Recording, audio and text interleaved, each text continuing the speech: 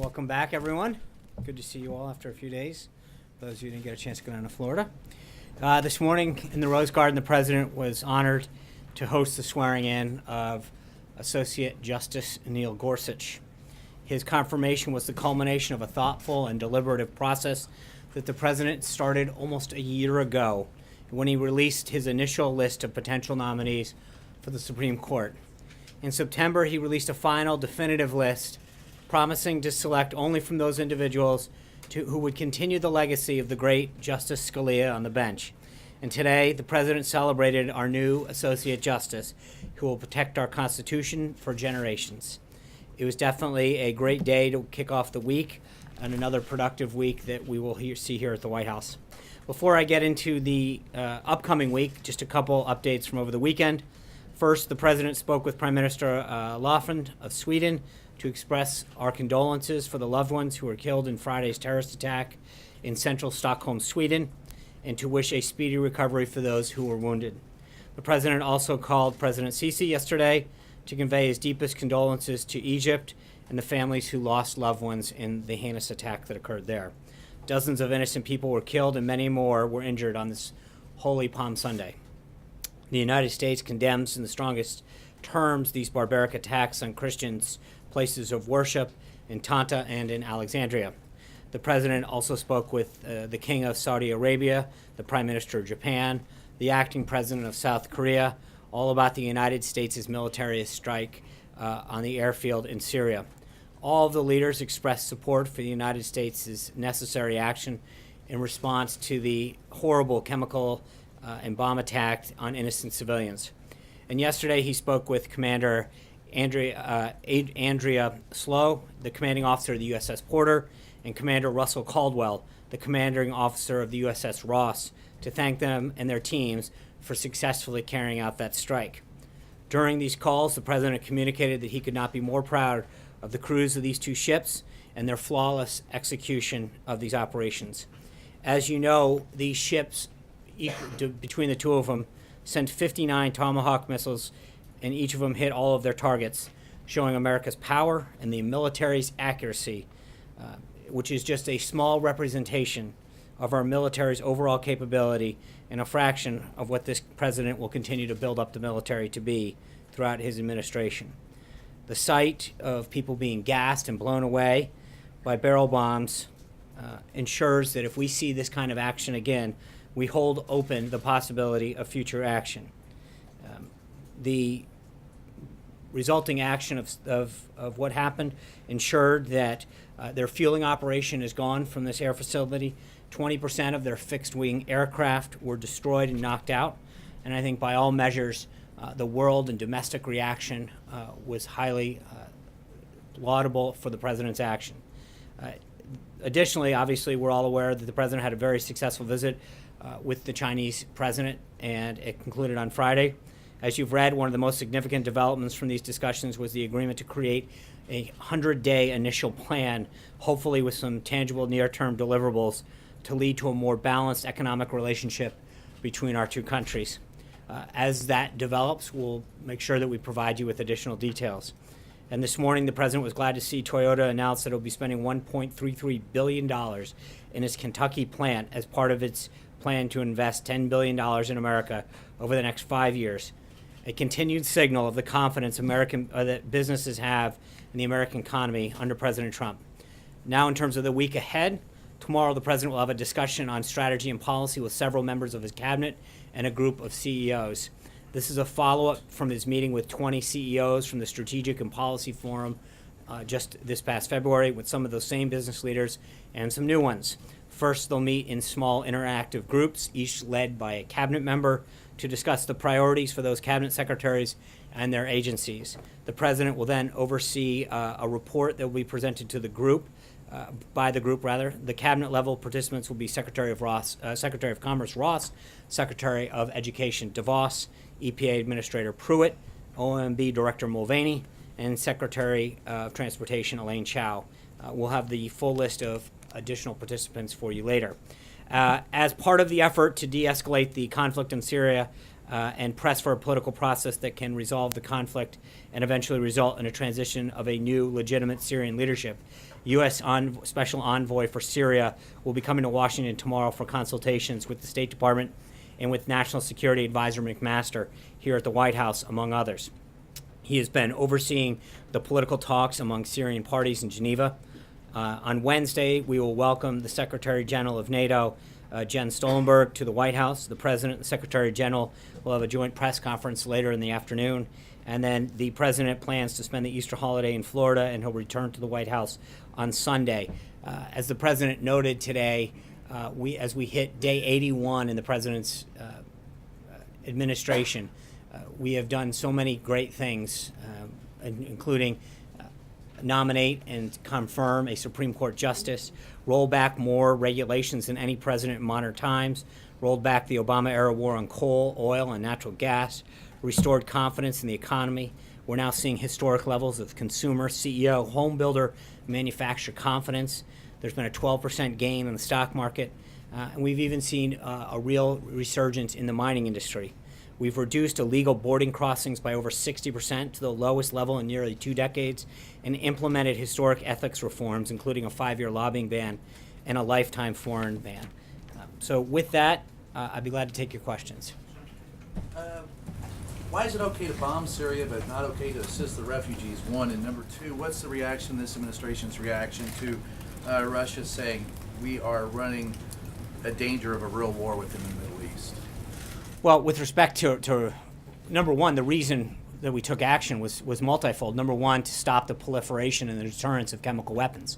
And when you see mass weapons of destruction being used, it should be a concern to every nation, especially our own people. The proliferation of those weapons pose a grave threat to our national security. So number one, we have to stop that. Number two, we have to stop ISIS. But with respect to the people of Syria, by us taking action and de-escalating what's going on in Syria, that's the greatest thing you can do to support those people.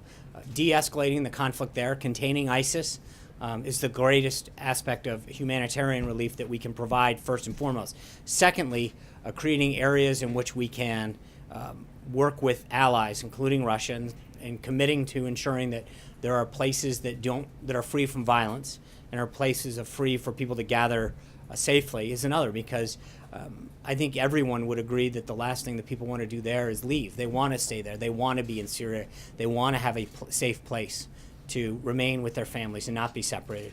So our number one priority is to defeat ISIS, but we're also, I think from a humanitarian standpoint and a refugee standpoint, ensuring that we create an environment that provides a safe place for them to ultimately remain. And then on Russia in particular, look, I think that if you look at the countries that are with us, it speaks pretty loudly the number of countries that have stood shoulder to shoulder with this president. Russia, on the other hand, stands with Syria, North Korea, and Iran. I think when you contrast the two groups of countries sets, it's pretty clear that we're on the right side of this issue. But does that mean we're going to commit troops? I mean, they're no. What it means? No. What it means is that I think the action that we took last week has been widely praised domestically and internationally as a great step to ensure the deterrence and proliferation of chemical weapons and of action against innocent people. When you watch babies and children being gassed and suffer under barrel bombs, you are instantaneously moved to action. I think this president's made it very clear that if those actions were to continue, further action will definitely be considered by the United States. We continue to urge further the world community to join us in this, in both stopping the deterrence and proliferation of those use of those weapons, but then further trying to create a political environment that will result in new leadership. Those are very important. They go hand in hand. Are we building a coalition, or? I think we have a coalition. I mean, again, I think if you look at who's not with us, it's a pretty small group, and not a group that too many people are looking to bring on board. I mean, you've got Iran, Syria, North Korea, and Russia on one side of this. That's a pretty small group. Thanks, John. President Trump has spoken out extensively about the crimes of Bashar al-Assad in Syria. Does the president consider Assad a war criminal? And does he believe Assad should eventually appear before the ICC? I think right now the focus is twofold. One is defeating ISIS, and the second is creating the political environment necessary for the Syrian people to have a new leadership there. I don't think that there's I can't imagine a stable and peaceful Syria where Bashar al-Assad is in power. I think we all recognize that happens, and there can be a multi-pronged approach where you're ensuring that ISIS is contained and there's a de-escalation of the proliferation of chemical weapons, at the same time creating the environment for a change in leadership. But does the president believe Assad has committed war crimes? I think that there's a court that decides those things, and obviously there's a reason that clearly the actions, when you take an action against the people that he has, and I think we feel unbelievably confident in the intelligence that we have. But again, that would be something for a court to decide. Charlie. A lot of people are talking about what the Trump doctrine is on foreign policy, what it may or may not include, and the president's even stated that he was very flexible.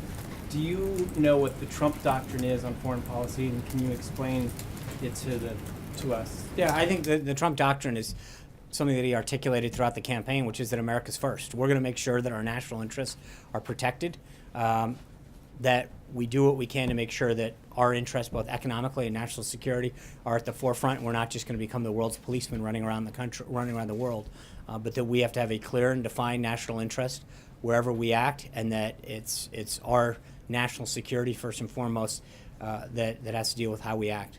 Action in Syria fits in that doctrine? Absolutely. I think if you recognize the threat that our country and our people face, if there is a growth of use or spread of chemical weapons of mass destruction, the proliferation of those, the spread to other groups, is a clear danger to our country and to our people. Kristen. John, thank you. I just want to follow up on what you were saying about Bashar al-Assad. Are you saying that defeating ISIS and getting Bashar al-Assad out of power through a political process should happen at the same time? I think, I'm not trying to how you sequence them, but I don't think they're mutually exclusive. I don't think that you have to do one other than others, but I think they kind of go hand in hand. As you reduce ISIS's strength, as you de-escalate the conflict in Syria, the political environment to remove him becomes stronger and stronger. And just to be clear, Secretary Tillerson over the weekend said we can navigate a political outcome in which the Syrian people will determine Bashar al-Assad's fate and his legitimacy. Nikki Haley seemed to align more with what you were saying. She said in no way do we see peace in that area with Assad as the head of the Syrian government. So who better reflects the I don't think those are mutually exclusive statements, because I think that you can.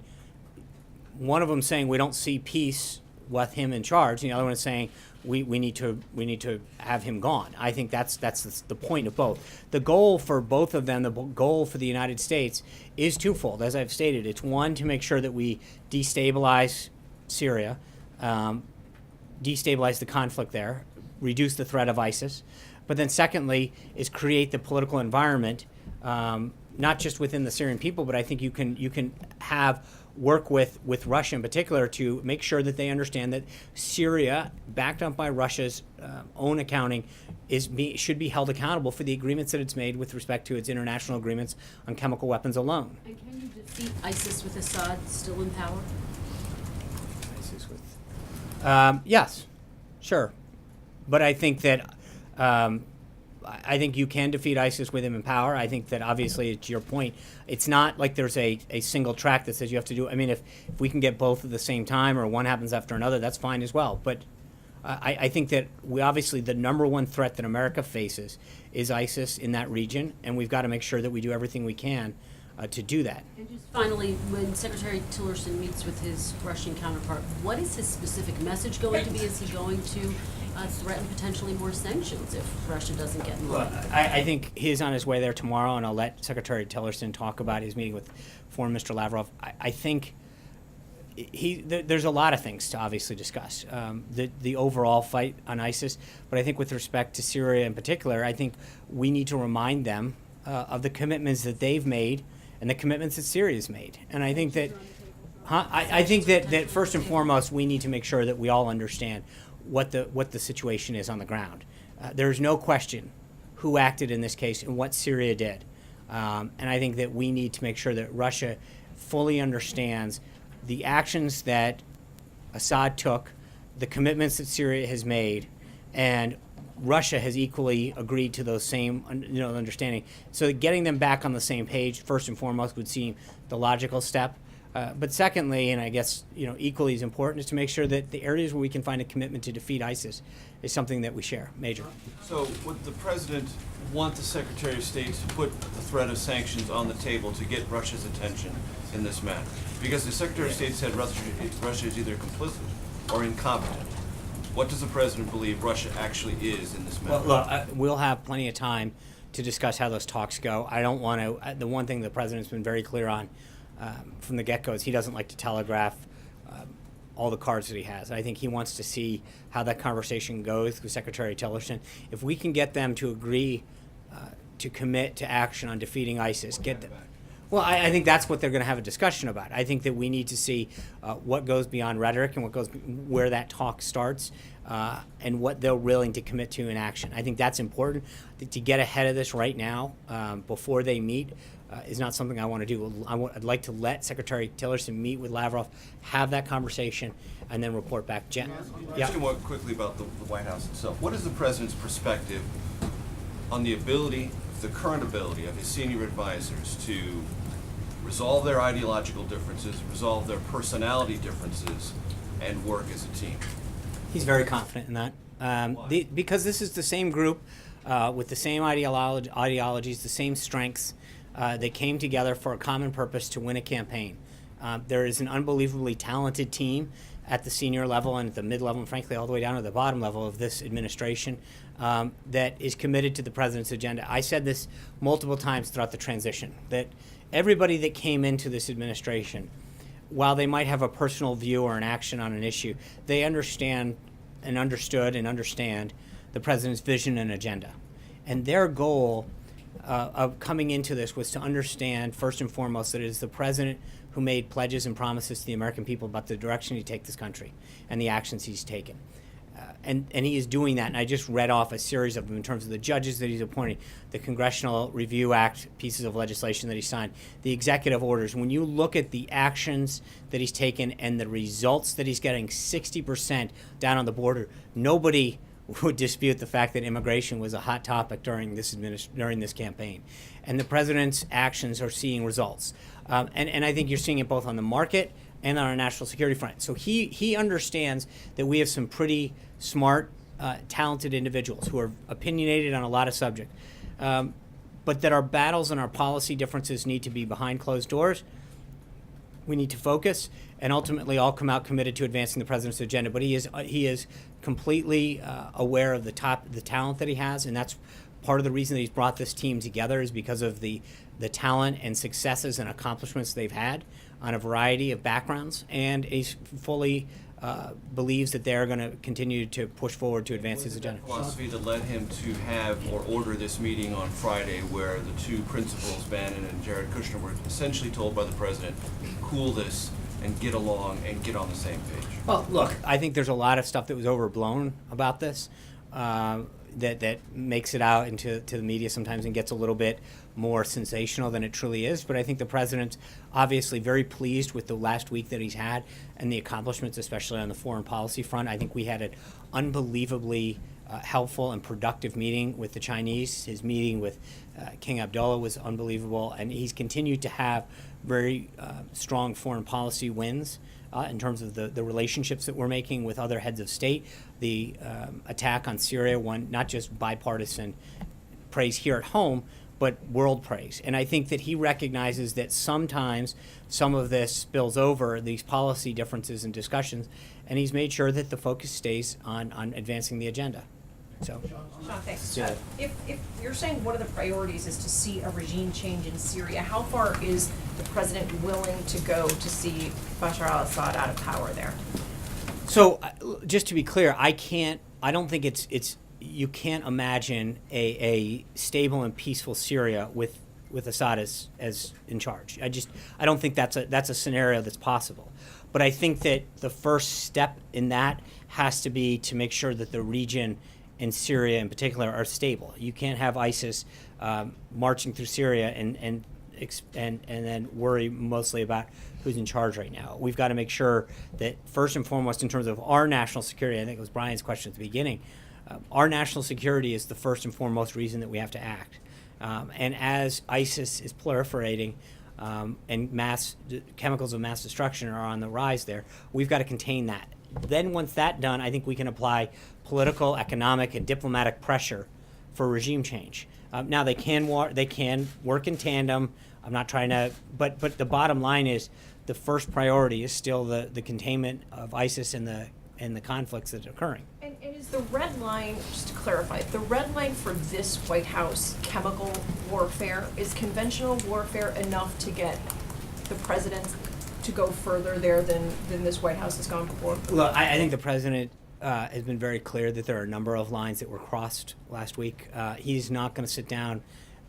We saw that in the last administration. They drew these red lines, and then the red lines were run over. I don't think you're going to see the same play. I think what not just Syria, but the world saw last week is a president that is going to act decisively and proportionally and with justification when it comes to actions like that. I mean, and I will tell you, the answer is that if you gas a baby, if you put a barrel bomb in to innocent people, I think you will see a response from this president. That is unacceptable. And I think the rest of the world.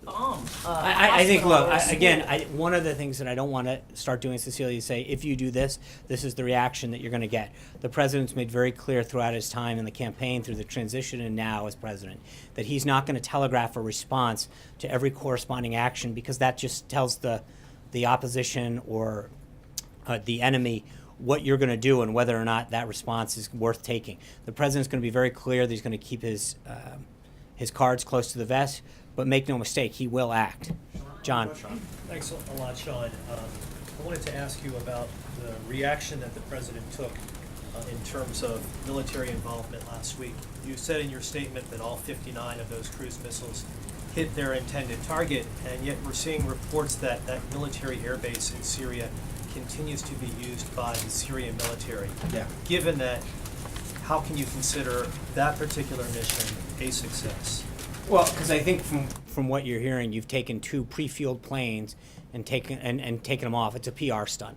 The bottom line is their fueling capability has been taken out, their radar capability was taken out, and over 20% of their fixed-wing aircraft from their entire Air Force was taken out.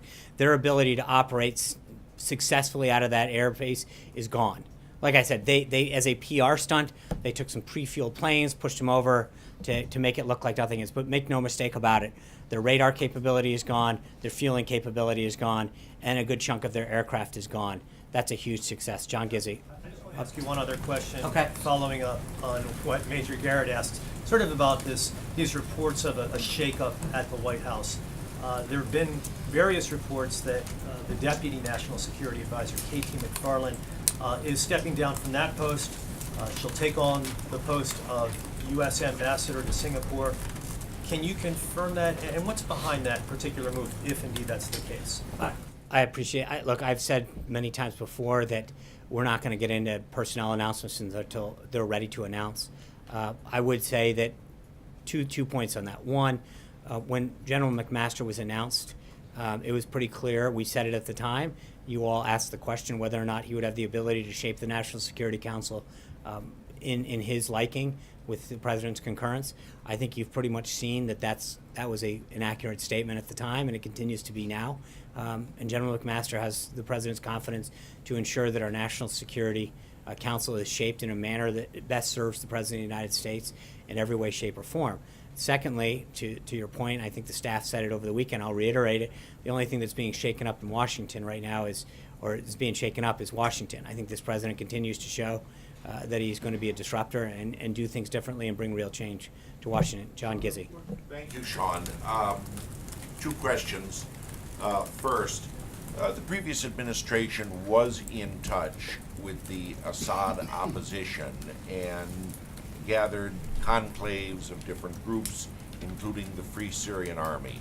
Is this administration in touch with the same anti-Assad forces, political and military. Yeah, I'm not going to go into details on what we're doing and who we're talking to. I think that's obviously didn't prove too successful last cycle, last administration in terms of regime change. So I'm going to not get into telegraphing what we're doing and how we're doing it. On the domestic front, Congressman Ron DeSantis wrote the president just last week to call in very strong language for him by executive order to end what he calls the OPM rule of 2013. That was an executive order, of course, that undercut the Affordable Care Act's amendment saying that members of Congress and their staff could not get health care and special subsidies unlike any other American. And he said, as soon as that is eliminated, Congress will move faster because they and their staff will not have special treatment. Is the president going to use his pen and get rid of the OPM order? I'll have to look at that. I know Secretary Price has been dealing with a lot of, I know that's an OPM order. Secretary Price has been reviewing all of the necessary implementation documents and orders with respect to Obamacare. I know that he's working with Director Mulvaney. Director Mulvaney, I anticipate, will be here with you guys at some point, probably tomorrow, to talk about some reorganizing of government. That might be an appropriate time to talk to him specifically about that. Dave. Thanks, Sean. The list of judges that the president put out last year, saying these are the people I would consider nominated, you referred to earlier. In the end, Democrats still tried to filibuster Judge Gorsuch. Right. So what difference from that perspective did putting out that list make in the end? That's a great question. I think what it showed first and foremost is the president kept his word. The president put out a list of people and campaigned on it and said, if you elect me, these are the type of justices that I will choose from. And they are originalist. They are going to read and interpret the Constitution as it was written and meant to be. And I think the American people, in a lot of cases, if you look at exit polling, voted for him in a lot of cases because of that. I think it shows that, again, whether or not you disagree or agree with the president, sometimes philosophically, he gets high marks for keeping his word. I think that means a lot, that he went out on a number of topics, including the type of justice that he would appoint, put it before the American people, allowed them to vote up or down at the ballot box, and it's an affirmation of the kind of justice that he wants. But it's also a continuation to know that the president is going to be someone who makes a pledge to the American people and keeps it. He's going to obviously have other federal judges to nominate, maybe Hope Supreme so. Court judges. What else has he? What else did this process teach him? Anything? Well, I think from a political side, it was pretty obvious that you can disagree with Judge Gorsuch's judicial philosophy. But I think by every standard, he was a very highly qualified justice. The American Bar Association rated him their highest. The people who have worked for him in the past, his judicial record in terms of the number of cases where he was in the mainstream and Democratic appointees sided with him. And I think it basically showed the president that trying to work with Senate Democrats wasn't really was somewhat of a futile task. That these were people that made up their mind by and large, regardless of who the person was, and we're going to vote it down. That would probably be the biggest lesson. But it also shows that when you've got the right individual, you've got someone who's eminently qualified. We're gonna succeed in getting them done. Blake. Let me turn your attention to tax reform real quick, and I've got a few. There's a report out there that says the president has basically gone back to the drawing board as it relates to taxes. Yeah. Is that accurate, or No. does he still, what he put out there on the campaign trail, is that still the backbone of what he wants to see get done? Yeah, I mean that's the backbone. But I think that what you're seeing is us going through this process of his economic team, everyone from Secretary Mnuchin to Secretary Ross to Gary Cohen and others, sitting down internally and beginning that process of meeting with groups that have been advocating for tax reform since 1986, kind of the ink on that one dried, and starting to meet with outside groups, industry groups, individuals, members of Congress, to get their input. This is going to be a major undertaking, and I think we want to make sure that we listen, have their ideas and their input as we move forward. But this is the beginning phases of that process. You mentioned Gary Cohen. He said on Friday that there's been this August deadline that Steve Mnuchin and others have talked about, and Friday, Gary Cohn suggested that August might not be the deadline. Is this timeline getting pushed at this point? Well, it's not getting pushed. I think it's just getting, obviously that still would be a great opportunity before they leave for August recess, but we're going to make sure that we do this right, and we do it with the input of all of the individuals, groups, and members of Congress that have had a long time interest in doing this. And it is a big deal, right? You've got the ability for our businesses and industries to be more competitive in the global market, and then you want to make sure that you're providing middle-income tax relief that creates economic growth throughout the country. So Americans are filling out their tax reforms right now for 2016. This time next year, they're going to fill it out for 2017. Will they have a 2017 tax cut this time next year? I think middle-income Americans, I hope, have a tax cut by then. Jeff. Sean, during the campaign, Sorry. it's that. I know. You go next. Then Careful with that.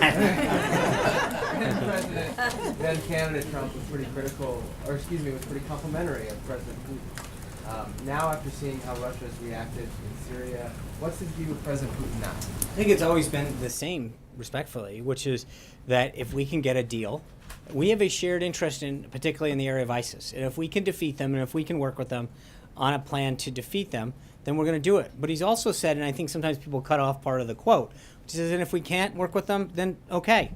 But the president came into office to really focus on two fronts: keeping our country safe and growing our economy and putting people back to work. And I think if Russia or any other country can help us achieve those two goals, either through market access and additional products and services from the United States into a major marketplace, but more importantly, it helps keep our country safe through a combined effort to defeat something like ISIS, especially in a place like Syria where they're playing so prominently, then I think we want to work with them. But if we can't get a deal with them, then the president's not going to be disappointed, but he would like to do what he can to work with these individuals to make it happen. Jim. Would you still describe him in the same way that he did several months ago as a leader who he viewed as stronger than President Obama? I think we'll wait and see. We're 81 days in. I think Secretary Tillerson will have a lot of information after he meets with Foreign Secretary Lavrov. Ask you one other Yeah. question on trade. Did you mentioned the 100 days agreement that the president and President of China agreed on? Did China offer to give U.S. some concessions on beef exports and financial investments I as think, part of that? Yeah. Look, this is an initial working plan that they're going to try to hammer out what that 100 days looks like. And then they call them like way stations. Like, what are those stops between 100 days and now that would be things that both sides would be looking at? And I think, obviously, beef exports and additional market access in China, intellectual property, the ability to have foreign ownership, especially in the services industry, is something that has been a big prize of U.S. exporters and industry for a long time. But it is something that is being hammered out as we go forward. So that's the plan was to put together a plan, and there's a lot of pieces that both sides would like to see in there, and these benchmarks between now and those 100 days. But that plan is something that they talked about putting together during the over a day that they met together. And it is something that the counterparts are now going to continue to flush out. So there's a lot of topics that got put on the table. We're going to see how that works. Jim. Thank you, Sean. What is the status of, and a multi-part question, what is the status of the renegotiation of NAFTA, and what is the White House doing to tweak NAFTA in U.S. interests? And is there concern about getting it done before the Mexican elections heat up at the end of the year? Well, the first thing with respect to trade is, we need the Senate to approve Robert Lighthizer as the next U.S. trade representative. That's obviously, USTR drives that. And so our focus is getting that done, and it'll be ready to go. We still have an official 90-day notification that we have to give Congress. And so once we get Ambassador Lighthizer confirmed, we'll be ready to probably announce a better work plan on that. But as of right now, that's not there. Jeff Zeleny. Mr. Trump, as a private citizen, had a lot to say about Syria. One of the things he said that the president, then President Obama, needs to see congressional approval. Some members of Congress believe he should as well. What is his plan to explain his strategy in a broader sense, and why does he not need congressional approval in his view? I think Article 2 of the Constitution is pretty clear that when it's in the national interest of the country, the president has the full authority to act. He did that. He and his team spoke extensively to congressional leaders on both sides of the aisle that night to describe the action that's being taken forward. So I think we have fully fulfilled every obligation, but the power vested in Article 2 is very clear with the president's ability to act. In terms of things happening here at the White House behind the scenes with his staff members, obviously there were some ideological and policy differences on this particular military action last week. Does the president believe, or do you believe, that this has been smoothed over in the short term, or there has been a long-term solution to the fighting between Steve Bannon, Jared Kushner, and others? Are you talking specifically with Syria, or are you talking? Specifically with Syria, there was a disagreement, but is this a short-term fix to this problem, or do you believe, does the president believe, that there is a longer-term fix to this infighting that has really plagued his administration? Well, again, I'd say a couple things, Jeff. One is a lot of this is frankly overblown.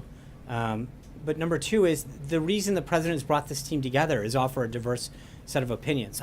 He doesn't want a monolithical kind of thought process going through the White House. He wants a diverse set of opinions. He is the decider. He has people come in and give him a variety of options and plans. He went back and forth over that 72-hour period where he wanted additional options, additional explanations and questions answered.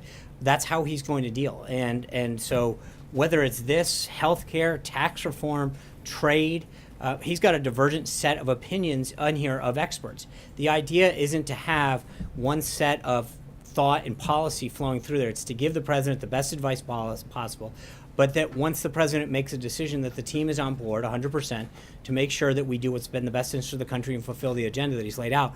So I think the president wants to have a series of ideas and thoughts put forward to him. That's how he's going to make the best opinion or best decision possible for this country. But it must have crossed a line if he said to work it out. Well, I think sometimes, again, I'm not going to get into what happens internally, but I think sometimes might spill out into public more than other things.